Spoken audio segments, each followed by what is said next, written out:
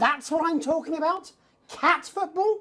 We should be doing an interview with the War Minister or a report from Grentham Downs. Even the weather would be more fucking relevant than this. Jeremy, please, just breathe. It's just something light to keep people's minds off things. Exactly, which is wrong. People's minds should be very much on things. Christ, it's so fucking hot! Please take your seats as quickly as you can. I can't do this anymore, Jenny. I've had enough. That's it. This is just... 10 seconds! Get over yourself, Jeremy. Why don't you stop feeling sorry for yourself for 5, 4, 3... Welcome back to the National Nightly News with me, your host, Jeremy Donaldson. Later, we'll be talking to the captain of the Territory's first cat football team, Professor Pumpkin. But first, I'm joined by 3 guests with some balmy bodily behaviours. Joining me is a woman who's been hiccuping for over 9 months. Isn't that right, Miss Piercy? Yes, that's right. Yes. Tell us, what brought all this on? Well, it's all a bit of a blur, Jeremy, to be totally frank with you. So I was watching your show and I remember seeing the news about the election and it hasn't stopped since. Fascinating stuff. Also here is Frankie Steampipe. Perhaps you could explain to us exactly what your physiological foreboil is. I'm here to say it's high time people like me were respected. We're constantly overlooked in the workplace, we're whispered about on buses, and we're asked politely to leave children's birthday parties. And it's disgusting.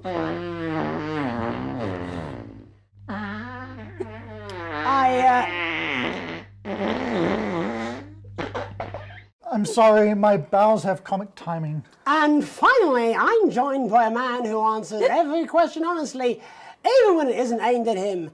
How do you cope with that, Mr. Truman? With a combination of booze, self-hatred, and hardcore pornography. Is that right? Not according to my therapist. Well, in that case, let's speak to Rose. Tell me, how does the hiccuping impact you? I get shushed a lot, which is hard. At work, they've asked me to stop answering the phones. It's really affected my confidence. Well, I find it really fucking irritating. Do people tend to believe your story? Fuck no. Actually, I've been surprised at how much support I've received. And Frankie, why have you come here today? Because my wife left me and I was hoping that the fame would win her back. We've started a group for people with ailments deemed broadly comical by society. It's called Take Us Seriously. That's right. And we bloody well mean it. And who's joined so far? A bunch of fucking losers. It's just us so far. And how much success have you had? Well, we've seen some real positive changes. I don't want to toot my own horn, but it's been a runaway success. Shit all. Not a single person come to our fun run and all of our leaflets fell in the canal. Well, Miss Piercy, some people are saying your condition was actually caused by the shocking events of that night. What do you think? Come now, Mr. Donaldson, that's absolute rubbish. What'd it be like to have a pair of tits? Could you? I'm sorry, it's very hot. What was I thinking? That you're a team fuck puppet? No. Or a sellout cunt? Apologies. Just a reminder that he can't help it. And hey, if this isn't live television, then what is it? A fuckfest of propaganda masquerading as journalism. Right, Frankie, Rose, tell us, how can the viewers get involved with your cause? Yes, we're holding a sponsored run in Capital Park next weekend. It's called the No Smiles 13 Miles. No, it's called the No Laugh Half. What did I say before the show? That it was the team pulling Jeremy Donaldson's strings. No, I didn't say. Well, we say may that. have to end that there, unfortunately. What a harmless bit of fun. Steady on! This is exactly what I'm talking about. We demand respect. Yes, well, later, I'll be talking to Professor Pumpkin, a ginger tabby with a world-class pair of penalty paws. Is that really necessary? No, it isn't. Let go. Not you. Unhand him at once! Enough! That's enough! Enough! What are you doing? Try not to piss myself. Alex, cut... Don't you dare! Don't you fucking dare cut to the ads before I tell you to. Now, you in the broadcast centre, Bozeman's little scapegoat, you listen to me. You cut to the ads before I tell you to, and I will kill every single person in this studio. Jeremy, think about what I am thinking about what I'm doing. I've been thinking about it for a long time. We all should be. Christ, it's so fucking hot in here. Do you remember when we used to do the real news? Before it was all lottery winners and bloody cat football?